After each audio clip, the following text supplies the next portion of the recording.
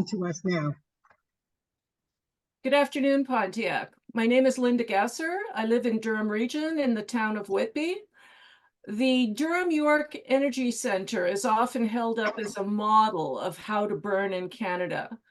Wendy and I have been involved in opposing the Durham burners since the environmental assessment first started, and we are here to tell you today what went on during the approvals process, how it got approved, and then Wendy goes into details about the challenges and concerns we have with monitoring. So this is a brief history of the Durham York Energy Center. In 1999, Durham Region approved the consideration of energy from waste as part of their long-term waste plan. And then from 2005 to 2010, there was an individual environmental assessment. And some of the consultants who were on that project were members of the Canadian Energy from Waste Coalition. And we had huge concerns about that because that coalition promoted incineration. From 2011 to 2014, the two councils okayed the construction, and it was followed by a period of commissioning. In January 2016, the Durham York Energy Center began commercial operations, and these began after the owners gave Covanta a do-over stack test because they failed the first one, and they had to amend the ash criteria in the contract for them to meet the stipulations of that contract. So what made this incinerator really hard to fight? Durham's early advertisements and language at public meetings and in documents used the term thermal treatment. It was not clear initially to the average citizen, including me, that Durham and York regions were proposing to burn garbage, and political decisions to burn were made early. The site selected in Clarington is not central to Durham, and it's the municipality furthest from York Region. So it was a politically preferred site. It definitely was not a site that was most centrally located. And after the site was selected, many other Durham councillors had less concern about the impacts on their individual communities. We citizens and councils often had just days to review detailed staff and consultants' reports before key decision meetings. It was really overwhelming. So what else made this incinerator hard to fight? Durham Council recklessly delegated authority to the Durham chair, who was the biggest burner champion, to sign the project agreement with Covanta. A motion asking for council to review a draft, imagine that, council wanting to review a draft of the project agreement, was ruled out of order by the Durham chair. The provincial Minister of Environment approved the EA before the incoming councillors took their seats in 2010. And incoming councillors wrote to the Durham chair asking that he hold off signing the project agreement, but he signed it anyway. So really, in Durham and Clarington, so that's the region that was the proponent, and Clarington, the host community, it was really horrible politics. And fighting incinerators is primarily a political battle. So the chief promoter, the Durham chair, he was appointed by council. He was not accountable to the public. The Clarington mayor from 2006 to 2010, and that was the term when most of the environmental assessment took place, was a complete political novice, and he fell under Durham's spell early. The previous Clarington mayor, who had been defeated in 2006, became a consultant to Covanta, and he had contacts at the host community and at Durham Region. Clarington already has a large cement plant and a nuclear generating station. So it was easy to dump another polluter like the Durham York Energy Center in Clarington. So what we found was business cases, and this is not just the case with Durham, but with other municipalities. There's very low early estimates, and these incinerators rely on subsidies. In 2008, Deloitte produced what was called a detailed business case for 140,000 tons per year, with the estimated capital costs at 197.6 million. And this assumed a power purchase subsidy. In June 2009, this business case was updated and it had ballooned to $272.5 million. The final project reported cost in 2017 was $295.28 million. So that's a substantial increase. So how did Durham finance its share of the Durham York Energy Center? In addition to $100 million accumulated in federal gas tax reserves over the years, Durham also sold off land for $1.6 million. It took on debt of $113 million for an approximately 8-year term, and it applied future federal gas tax revenues estimated at $17.3 million per year to retire this debt. And during that time, budgets for essential services like transit, which were eligible for federal gas tax funding, were underfunded for years. And large tax hikes are needed now to make that up. So here's just an extract from a report that shows you the breakdown from the project costs. So remember, the early estimate, $197 million, the final cost, $295.3 million. And this was 8 years ago, 9 years ago. So think of what the costs might be today, especially with construction inflation running high. The gross operating expenses continue to increase, as does the net tax levy requirement. So there's the gross expensive and then the other funding from the power revenues and the sale of some metals and byproducts that reduces that, but the net tax levy requirement is still rising. This is a cartoon that we came across that appeared in December 1988. And the bottom caption reads, "We started out burning trash, but after a while, we discovered it was cheaper to burn $100 bills." That's true for the DYEC. This is a money-sucking incinerator. So the DYEC is not a success story. We really don't know why people look at this as a model. There were fires, an extended outage, and dioxins exceedances. The Durham Regional Chair and acolytes flogged the Durham York Energy Center as a made in Durham solution. The reality is it's a made in Durham problem. Emissions spew to air, which is really a landfill in the sky, over land and water. Ash is trucked outside of Durham. But these facts don't stop our regional chair from telling a CBC reporter, and I'm quoting, "Our waste problems should never be another community's problems. That is why we have put in place a program that allows us to take care of it." Really, in Durham, the spin never stops. The ash is trucked outside of Durham. That is not taking care of our waste. So the DYEC continues to suck up money, and it's an ongoing political distraction. There were 3 fires reported in the first 2 years.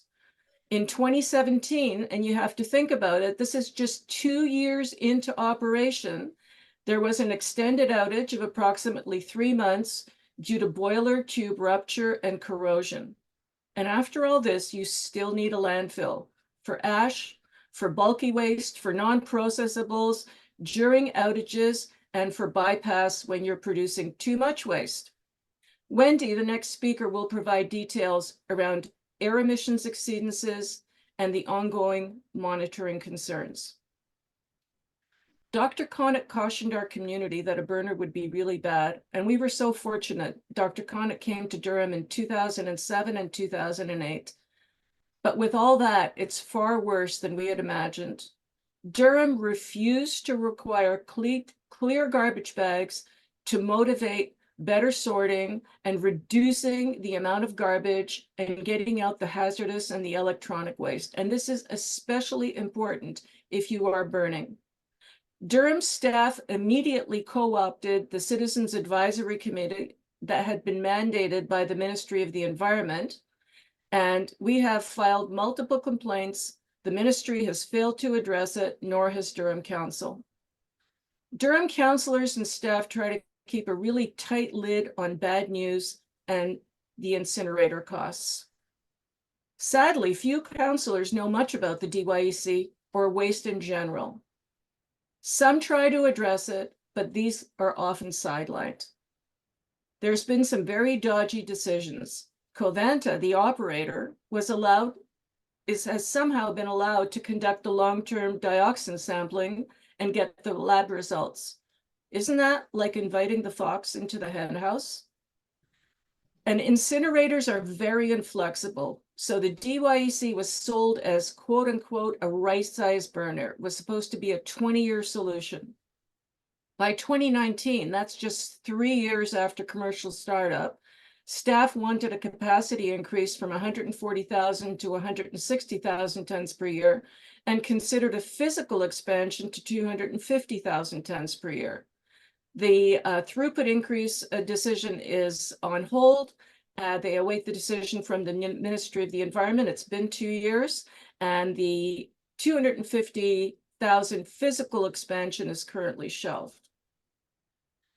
So Durham residents fought hard for better governance. I've told you how the unelected Durham Region chair was instrumental in some terrible decisions. So there was a vote, and we took out advertisements to encourage citizens to support the passing of a bylaw, to urge their councillors to support the passing of this bylaw. And the last time a Durham chair was appointed was in 2010. From 2014, Durham's chair has been elected at large. In Clarington, so the host community to the incinerator, citizens held politicians to account. Again, we advertised, and we advertised the politicians' voting records on the incinerator. And in 2010, 2 of the 4 Clarington pro-burner politicians were defeated, a third retired, and another one was defeated in 2014. So in Pontiac, with Quebec municipal elections coming up in November 2025, that is great timing for you. The Durham York Energy Centre is the outcome of multiple political failures. In a recent CBC article video, Warden Toller said that it would be difficult to find social acceptance for an incinerator in Ottawa, yet claimed that Pontiac wants this? What would make Pontiac so different that they would want this when she thinks Ottawa might not? No one should look to the DYEC as a model to emulate. It's a failure on all fronts. And as Dr. Connett said, there are no magic machines. Copenhagen's Copenhill incinerator, often cited as one of Europe's shiny modern incinerators, is a well-documented financial and climate disaster. Engage, educate, organize, and empower your communities to fight this incinerator now before more public resources are squandered on this scheme. Peel Region, when they were looking at an incinerator in 2015, they burned through $7 million before their council killed it off. Wow. In Clarington, we replaced politicians not committed to transparency and evidence-based decision-making. So can you. Thank you very much for your attention.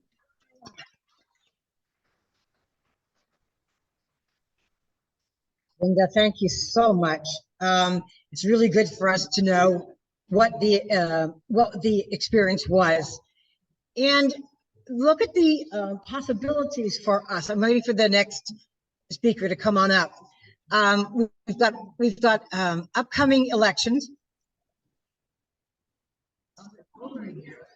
Yes, and we are going to just make sure that there's enough people here who've actually said just don't vote them back in.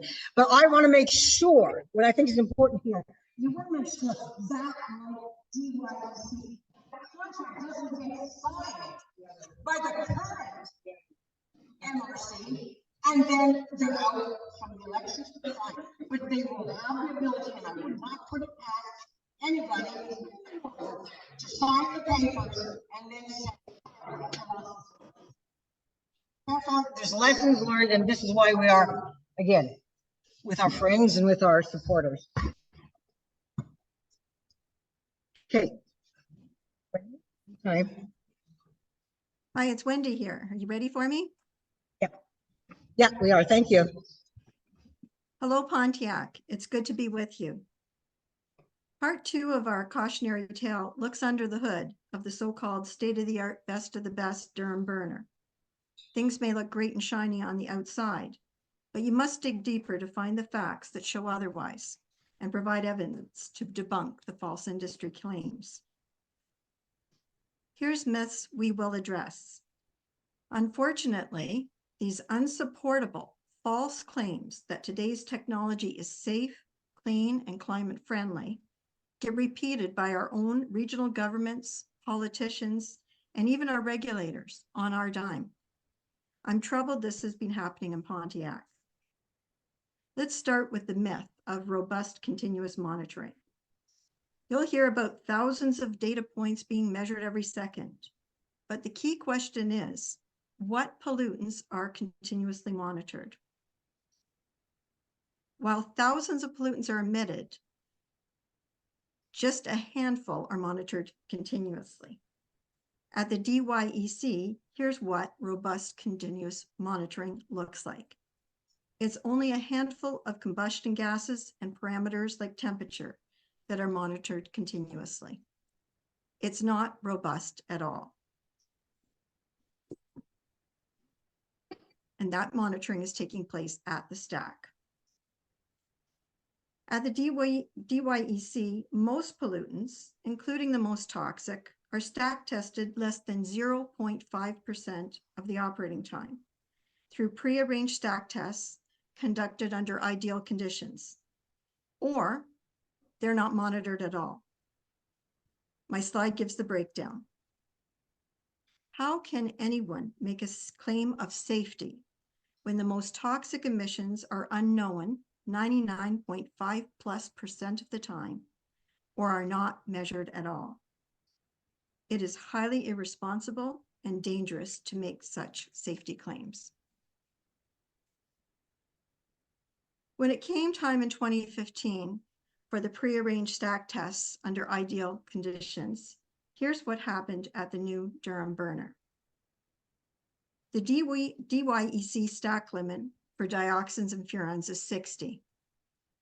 The initial 2015 stack tests were well over the limit for both boilers. The burner was allowed a do-over and it continued burning. Months passed by, hoping that all was well with dioxins and furans, but due to the limitations of the monitoring, no one knew.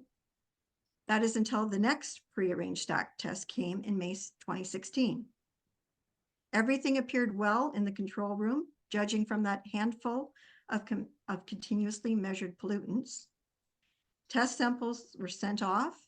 Weeks later, the results came in, and May Day, there's a massive exceedance. The facility was emitting 818 when the legal limit is 60. Ooh. No one knows the duration of the exceedance. This experience shatters the myth that so-called robust continuous monitoring protects the public. DYEC was shut down after that exceedance. During shutdown, numerous problems were found that potentially contributed to it. Problems included plugged hoppers and nozzles, overladen bag houses, broken valves. A brand new incinerator under scrutiny. How could this happen? What's happened since 2016?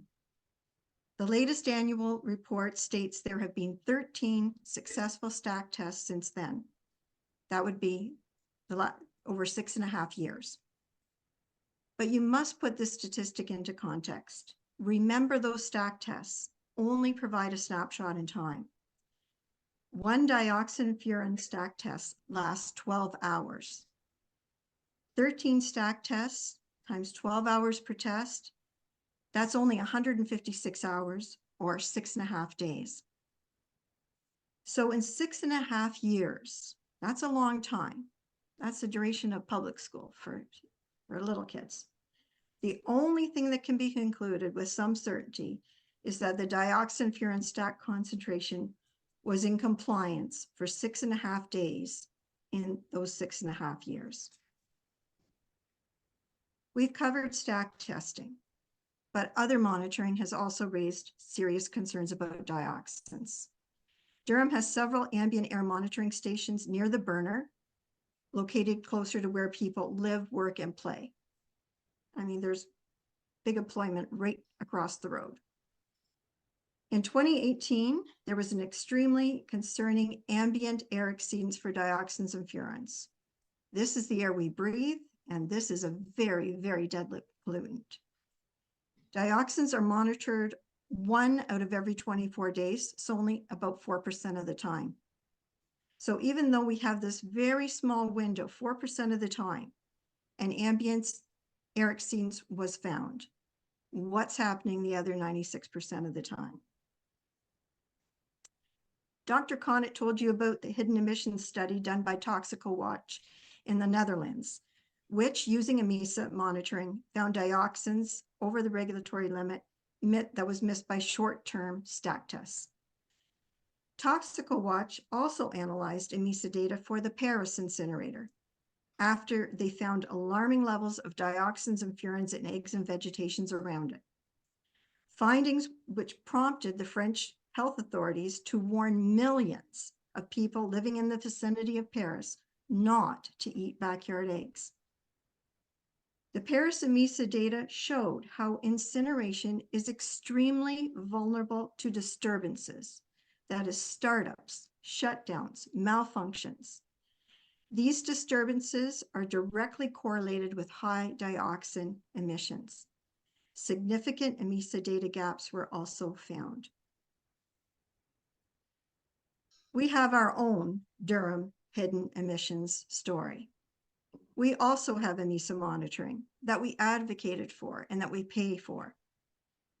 The monthly EMISA data, however, for the years 2015 to 2019 has been withheld from the public, despite our requests and requests from host community Clarington. From 2020 onwards, many months of EMISA data have been invalidated or unavailable. Monthly results that have exceeded 64, remember the source stack test limit is 60, they've been invalidated according to protocol established by Covanta and the regions. Here's the list of the months for which we have no EMISA data. Note the reasons for invalidation include disturbances known to have potential to produce high dioxin furan emissions. The myth that modern incinerators don't have problems with dioxins has been crushed. Before moving on, also be aware of the international agreement, the Stockholm Convention. Its objective to protect human health and environment from persistent organic pollutants, POPs. Dioxins are POPs. Countries make a promise to continually minimize emissions of POPs and work toward their virtual elimination. Canada is a signatory and played an important role in the Stockholm Convention. The convention particularly acknowledges the health risks to women and fetuses and to Indigenous communities due to the biomagnification of POPs and the contamination of their foods as a public health issue. Switching gears to greenhouse gas emissions, the Durham burner shows data that burning 140,000 tons of garbage each year produces about 160,000 tons of carbon dioxide equivalents. That's massive. Incineration is bad for climate change. While Durham touts that burning garbage is better than landfilling, its assertions are based on outdated and unreasonable assumptions, including that burning the biogenic fraction, which is wood, paper, food, and other organic matter, shouldn't count. That assumption has been thoroughly debunked by studies, including one done by Massachusetts, and also by one recently done in Canada, which found that when all GHG emissions are included, it is clear that incineration is responsible for more emissions than all other forms of waste management, including landfills. Now to ash concerns. Never forget, incineration is landfill to the sky, air pollution, and it's toxic landfill. At the DYEC, approximately 27% of the mass burned goes to landfill. More than 97% of dioxins produced by incineration, remember, they're produced in the process. They weren't in the original waste. Well, 97% of them end up in the ash, with fly ash forming most dioxin releases to the environment. Bottom ash too has toxic residues. Ours gets landfilled in New York. The highly toxic fly ash is landfilled in Thorold, Ontario. Durham claims the fly ash that they've mixed with cement, then landfilled, is stable, but there has been no environmental assessment of this. When cement deteriorates, the persistent organic pollutants are still there, the dioxins, etc. They're still there, creating a problem for future generations. Before ending, I share lessons we learned about regulations and risk assessments. Many pollutants are not assessed in the risk assessments, and many pollutants are not regulated. Regulations lag far behind the science, and Canada lags behind both the US and Europe. In Durham, key health risks were characterized by comparing against standards set back in the 1970s that medical experts have warned are no longer considered protective of human health. Many subjective assumptions are made in risk assessments, errors are made. Decision makers and communities cannot rely on them. Instead, they need to apply the precautionary principle and not move forward when such high risks are involved. That's exactly the conclusion of a recent paper on the health effects of waste incineration, recently published in a respected public health journal. This paper identifies a range of adverse health effects associated with incineration, including cancer, birth defects, and miscarriage. But even though newer technologies may reduce exposure, because of diverse chemicals and inconsistent reporting, the authors could not make a firm conclusion about safety. Instead, they conclude that the precautionary approach must be followed, and waste minimization is essential. So there you have it in a nutshell. Don't incinerate. Instead, works towards zero waste with your 5,000 tons. Our cautionary tale is an example you don't need to or want to follow. Keep the health and welfare of your community, especially your children, front and center. Thank you for your attention, and I have numerous slides with all my references, which are mainly from the Durham York website itself.